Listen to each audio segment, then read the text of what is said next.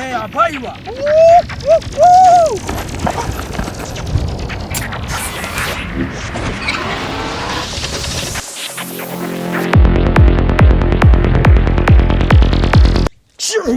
ビートナイトです。この度もご視聴ありがとうございます。皆様いかがお過ごしでしょうか。本日は登山でございます。よろしくお願いします。お願いします。名古屋市から約1時間で軽登山が楽しめる三重県いなべ市にございます龍ヶ岳にやってまいりました。ありがとうございます。そういえば内藤さん、腰痛めてましたけど大丈夫なんですか？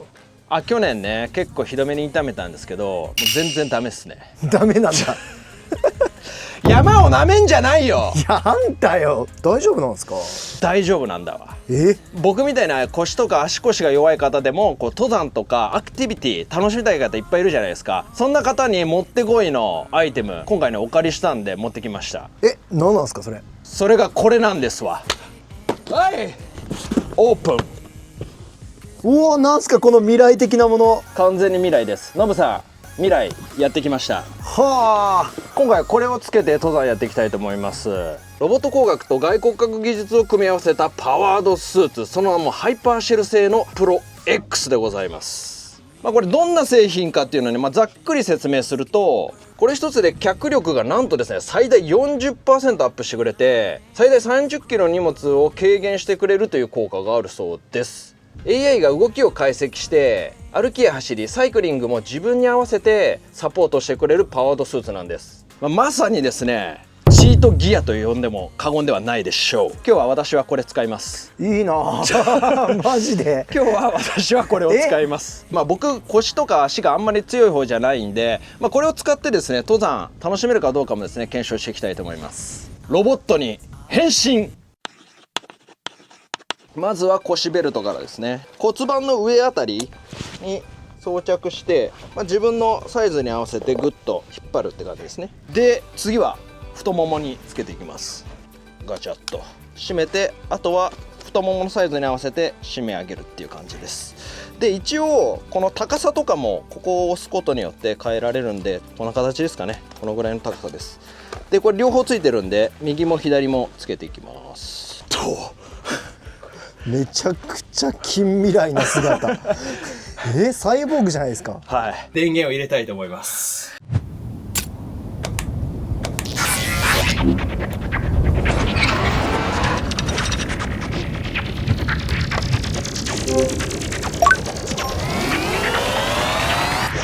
内藤さん、それはまさか。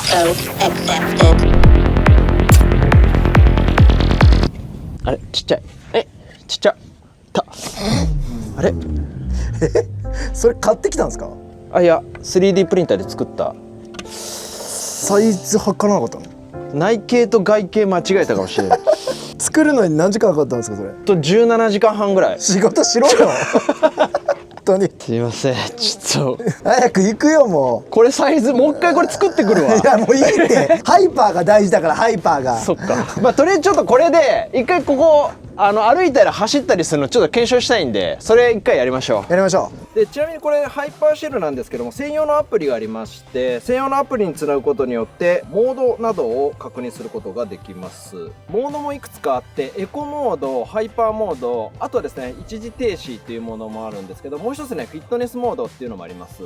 で今これエコモードになってるんですけど、これで一度やってみたいと思います。サポートされてますね。今足を上げるとそれに合わせてグッと足を持ち上げてくれてる感覚があります。音聞こえるかな？この距離じゃあんま聞こえないけどね、だから静音性もかなりねいいんですよ。ちょっとこれで走ってみようかな。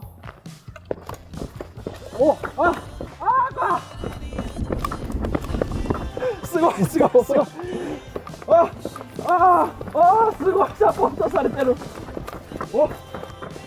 すごいわ。これね多分まだこれからなんだと思うんですけど、これ僕の歩き方とか走り方を学習してもう少しですね僕に合った動きにしてくれると思うんですけど、今の状態だと走って止まる時も止まった瞬間もちょっとねこの次に持ち上げようとする力が伝わってきますね。さっきエコモードの 50% であのぐらいの走りができたんで、今回ちょっとハイパーモードの100でいってみるか。追えないかも、スピードが速すぎて。ちょっと怖いなそれ。こけないでね。そこだけちょっと不安。ハイパーモードの 100% にしてみました。あ、全然パワーが違う。あ、でもあとこれウエストが細い人はもしかしたら骨盤でした方がいいかもしれない。ちょっとここが動きやすくなってるかな。行ってみます。わやばい。そんな違うんすか。じゃあじゃあちょっと内藤さん、内藤さん、早っ。大丈夫かな。すごい。もうチートじゃないですか。これ一個分かったことがある。足とかの力はめっちゃ上がるんだけど、自分の体力がないと息が切れるわ。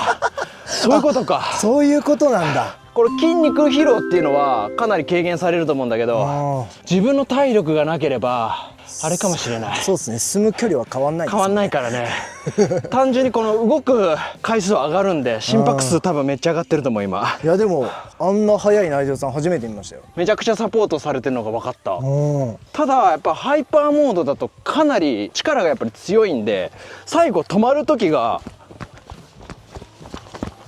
止まった時もちょっとここグッと動いて次の動きに行くっていう感じが伝わってくる。しばらくせっかくなんでこのハイパーモードの 100% でやってみたいと思います。でバッテリーの持ちとかもちょっと検証したいんで。背筋もピンって伸びてるよ。なんか俺いつも腰曲がってるもんね。腰曲がってるけど、自分のこの多分足の歩幅というか力の入れる感覚によってその上げてくれる力っていうのも変わるんだと思います。ももをたくさん上げるとそれに合わせてハイパーシェルがそれに合わせてパワーをパワーを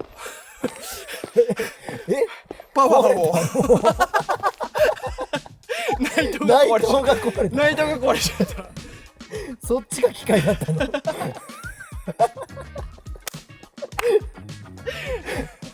内藤のなんかこのパワーをこう調節してくれるっていう感じがすごいしますね。早速準備していきましょう。ちょっとオフにしますね。これでオフかな。なんかめっちゃ足取りが重い。すぐ腰曲がったけど。マジこれこんなちゃう？全然姿勢違うわ。多分視聴者のみんなわかると思いますよこれ。というか足の上がり方が全然違う。違うか。これ別にね大げさに言ってないよ。ハイパーモード100でしばらくやってたじゃん。なしだとこれが普段の形？あれ？戻れるもうそれ。いやちょっと無理かもしれんマジで。一番怖いのは途中で電源切れることですけどね。よし、じゃあ行きましょう。行きましょう。これなんかちょっとバックパックの僕結構下目でつけるんですけど、バッテリーの部分っていうのこれこのメインのところがちょっと干渉するね。登山とかするとさ結構大きめのやつ使うもんね。そうなるとちょっと干渉するな。ここにバックパックが乗ってるんで、ここにね肩はめっちゃ楽だけどね今。大体なんかバックパックって肩重たくなるじゃん。ただそれはないから、ちょっと楽っちゃ楽だけど。早速なんですけどここが階段になってて、僕前回ここでもうやめたいなと思いましたね。確かに。じゃあちょっと登ります。ああでもめっちゃ足上がるわ。すごい。これ面白いね。へえ。ほう。足上がる上がる。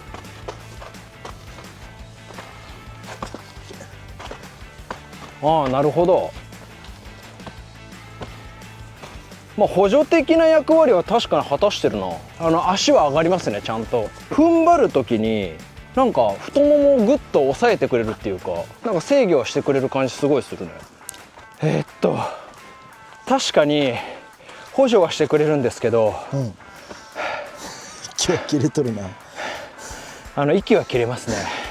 足腰はすごい補助されるんだけど、自分の持っている体力っていうのはやっぱり必要ですわ。なんか太ももすごい抑えられてる感じがする。すごくいいんだけど、まだ多分本当に僕の歩き方のデータが少ないからなのか、まだやっぱりちょっとこう上がった瞬間に若干ラグがあったりする。パワーがこう伝わってくるラグがあったりするね。なんかそれが学習できるっていうのは結構プラスですね。いいね。だって人によって歩き方なんて全然違うでしょうからね。そうでもやっぱり一番のこれの利点はこう高いところにこう足を上げるときにやっぱり僕腰が弱いんであんまり上がらないんですよ。それがこれだとこうグッと上げてくれるんで。確かに結構足がスッて上がってますね。これってどんくらいあるの確認なんですけど、距離あと3時間ぐらいじゃないですか。頂上まで頂上まで3時間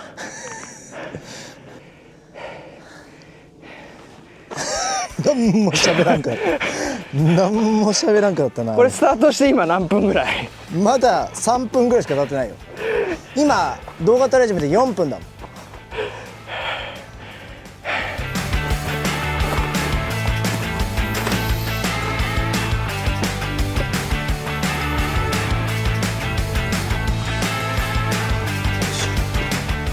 わあすごい開けてる。おお、めちゃくちゃいい。分かったことがあるんですけど、なんか荷物の重さも軽減してくれるみたいな表現があったんですけど、まあもしかしたら足への負担、重さによる足への負担はかなり減ると思います。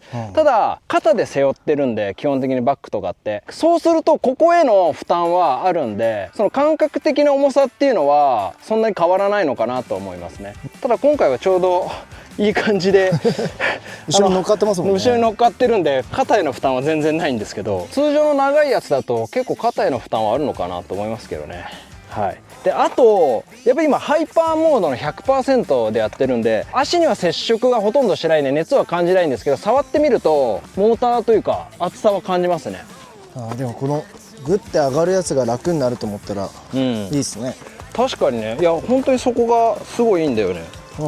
段差の高さが結構あるところだとこれすごくサポートしてくれてるなって感じがしますね。ちょっと休憩しますか。休憩しましょう。あれ？なんかさっきあんまりなんか荷物のその軽減が感じられないと思ったんだけど、手で持ってみたらこれまあまあ重いよ。重たい。ほらあれ案外あれなのかな。結構重たいわ。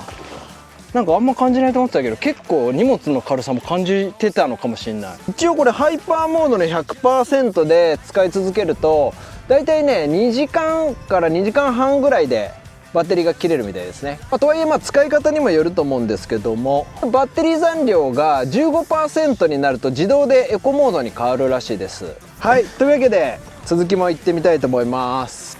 どうしまし今もう1時間ぐらい。た。もうちょうど1時間ぐらいですね。もうちょっと無理かな体力的に。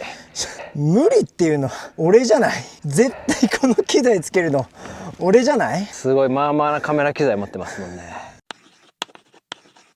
本当にしゃーなしやけどなマジで。でしゃーなしやね。おかしいや。しゃーなしやけどな。ただサイズが信原さんいけるかな。ちょっといや俺痩せたから。本当？一応サイズ調整が効くんで。よかった焦ったわ。うわちょっと暴れる。そう最初だから感覚がこれはちょっと待って。おいいリアクション。ちょっと待って。いいリアクションだね。すごいね。怖くてジャンプが怖いぐらい。そうだから最初パワーが今これ 100% なのハイパーモードの、だから最初慣れないと結構勢いが。なるほど。はい。じゃあ返してもらっていいかな。じゃあ僕先行ってみます。一回じゃあそれで行ってみますか。ちょっと待って、これはすごいぞ。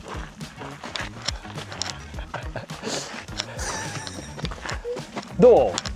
これは結構太ももの持ち上げ感みたいなの伝わってくるでしょ。太もも結構縛った方がいいかもしれないですね。そう緩いと力が分散しちゃうんで、そうだから足上げの時とかはすごくサポートしてくれる。これが一番サイボーグ感あるわ。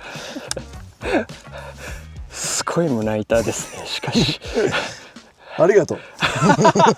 喋り方もちょっとロボットみたいになっちゃう。最初怖がって体重かけなくうん歩いてくると思うんですけど、歩いちゃうと思うんですけど、うん割としっかり体重かけてあげた方がそうだね。アジャストしやすいというか。逆にあんまり力を加えないと反応がしてくれないから。ですね。90度以上上げてグッて登るときはめちゃくちゃ楽っすね。そうだよね。うん。だから逆にあんまり足を上げないすり足とかで動かないといけない、こういうガレ場とかはちょっと足をハイパーだと怖い感覚がうんあるかも。どっちが楽ですか？ジンバル。ジンバルがきつすぎる。すいません、先行っちゃいます。めっちゃ速い。ちょっとあー、これもう止まらない方が楽だわ。めっちゃ速い。ちょっと待って楽楽、すごい。先行ってるね。めっちゃ速い。ちょっと待ってこれ。ちょっと声ちっちゃ。荷物を背負ってないんで楽になったなと思ったんですけど、はジンバル持ちながら歩くってきついね、めっちゃ。ね、バランスね。でもリュックがめっちゃ軽く感じるわ。やっぱそう、うん。俺普段登山しないから分かんないんだけど、空ってないもん。なんか足のサポートよりこっちのサポートの方が俺はすごく感じる。それ背中に乗ってるからじゃない？それもある。やっぱそれだよな。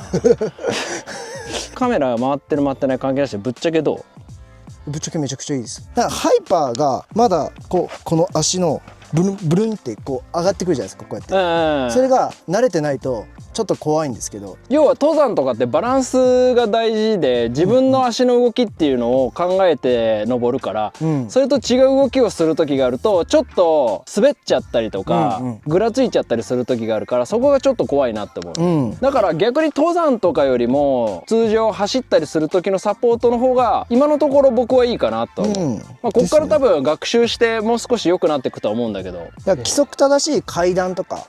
あ、なんかモードがあったわ、そういえば。これ何？変わった今？いや、なんかこう足パパパって動きましたよ。マウンテンっていうのがあった。あ、ちょっとマウンテンに変えてみるか。はい。その時に合わせたモードみたいなのがあって、それですいません、僕それを設定してなかったんですけど、一回このマウンテンモードっていうのでやってみましょう。おお、あ、なるほど。ほ足を上げるのがう。うん。力強くなった。あ、そう。ギュンって上げるのがここじゃねえよ。じゃあなんかこの瞬間じゃないんですよ。ここで上げるんじゃなくて、うん。ここから持ち上げるじゃないですか。はいはいはいはい。足体を。その時のここの足がグワンって上がる。へえ。でよりロボット感が出る。ロボット感が出る。ギュインガシャンみたいなギュインガシャンみたいな感じ。マジで。いや、これマジで体感してほしいわ。面白い。すごい。確かに山登りって足上げるより、よいしょがきついじゃないですか。確かに。そこをすごくサポートされてる感じがする。あ、やっぱモードによって変わるんだ。うん。おお止まらなくなるんだけど。あ、体重こう後ろにかけるとうん。ちょっと危ない感じがするんですけど、はいはいはい。前に体重かけると全面的にサポートしてくれるような感じなんで、はあはあはあ、結構こういう坂道を登るときは前傾姿勢で登ってあげると多分フルで活かせると思います。力。ハイパーシェルを外した状態で歩きたいと思います。条件はさっきと一緒で、今度は僕がリュックを背負ってハイパーシェルを履いてない状態で歩いていきたいと思います。まあ言うてもね、俺多分実際そんな変わんないんじゃないかなと思ってるよ、私の脚力的に言うと。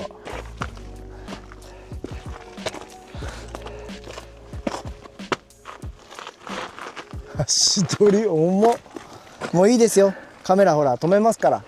そんな演技しなくて。カメラ止めて。そんなすぐは分かんないんだけど、これ長いこと歩いていくとなんか差が出てきそうな感じがする。足の疲労感とか。はいはいはい。とりあえずちょっとこのまま行こうか。はい。まあ今までこれ装着してきてないから、装着するとさ、うん、このサポートに慣れてないからサポートの違和感があるから、最初ちょっとどうなのかなと思ったんだけど、そっちに慣れた状態でハイパーシェル外して歩き出すと結構足にくるってのがよくわかるね、これ。あ、へえ。なんか太ももの上がり方が全然違う。やべえ、きつ。これちっちゃ。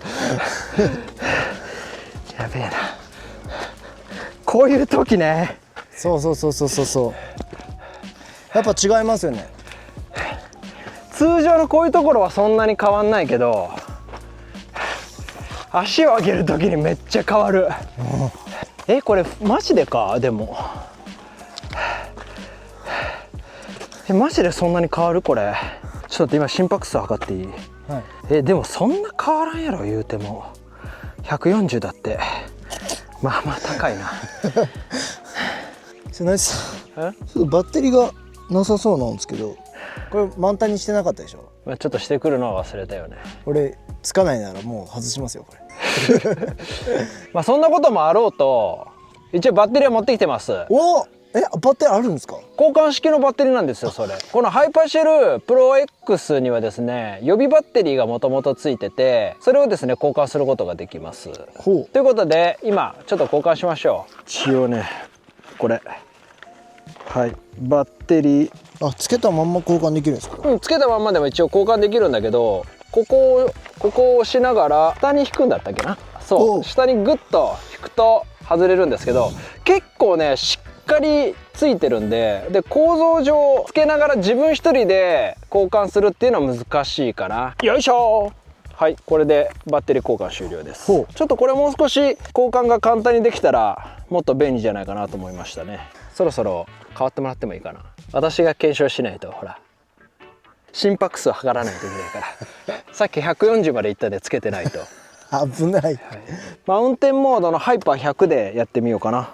はい、というわけで心拍数がだいたい今90、登っていきたいと思います。いらっしゃい、レッツゴー。うわ、すごいね。確かにマウンテンモード全然違うね。うん。うわ、本当にロボット感、本当にロボットみたいになってる。すごいですよね。すごっ、めっちゃ足上がるわ。なんか急ぎ足でバンバン行く時はこっちの機械につられていくから慣れないと難しいかも、逆にゆっくりグッグッグッって足を上げながら登っていくんだったらいいのかもしれない。どうだろう、同じ距離ぐらい歩いたかな。ちょっと心拍数チェックしてみるか。ただ速度が全然違うな、さっきと俺。よし、心拍数が123。多分距離的にさっきと一緒ぐらいだよね。うん、多分そうだと思います。でさっきよりも多分僕結構早めに登ってると思うんですけど、それでだいたい123とかだから、やっぱりこの効果っていうのはあるのかも。いや、結構早いです。歩くの速いよね、スピード。速くなった。俺数字で見るとやっぱ変わってるんだなって。やっぱり楽かも。確かに慣れは必要だけどめちゃくちゃサポートされてる。止まんないもん、内藤さんがね。もちろんね、太ももをガッて上げてくれるんですごいサポートされるんですけど、やっぱりそのお尻の筋肉っていうのが自分のやっぱり持ってるポテンシャルによって疲れ具合っていうのが変わってくるんだなと思います。お尻への負担はちょっとやっぱありますね。グッと足が上がるんで。すごいぞー。着きました。久しぶりですね、重ねは。久々に来たね。すごいぞー。やっほー。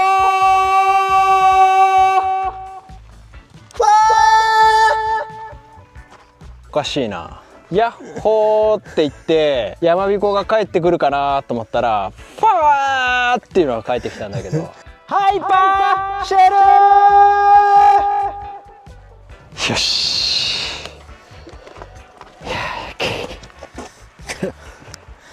だいぶ満足げの顔してますね。ハイパーシェル言えてよかったあ